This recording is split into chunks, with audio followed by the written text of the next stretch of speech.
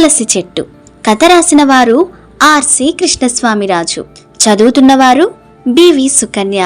20 ఏళ్ల క్రితం జరిగిన సంఘటన. స్వామివారి పాదాల చెంతన తిరుపతి పట్టణంలో స్వంత ఇల్లు కట్టుకోవాలని కలలు కనేవాడు పూర్ణచంద్ర.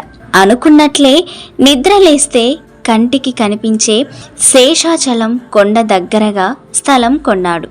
ఇంజనీరు పర్యవేక్షణలో ఇంటి నిర్మాణం మొదలుపెట్టాడు. ఇల్లు పూర్తయ్యే రోజులు దగ్గర పడ్డాయి. బెంగుళూరులో ఉన్న ఇంటి ఇంజనీరు తిరుపతి వస్తూ పూర్ణచంద్రకు ఫోన్ చేశాడు. గ్రానైట్తో చేసిన చక్కటి తులసి కోటలు ఇక్కడ అమ్ముతున్నారు. మీ కొత్త ఇంటికి ఓ తులసి కోటను నేను బహుమతిగా ఇవ్వాలని అనుకుంటున్నాను అని అన్నాడు. చెప్పినట్లే కారులో దాన్ని తీసుకువచ్చాడు.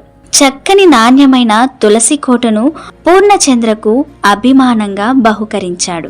పనిలో పనిగా బెంగుళూరు నర్సరీల్లో దొరికే మంచినీటిని కూడా తీసుకువచ్చాడు. పూర్ణచంద్ర భార్య ఆనందానికి అవధులు లేకుండా పోయింది.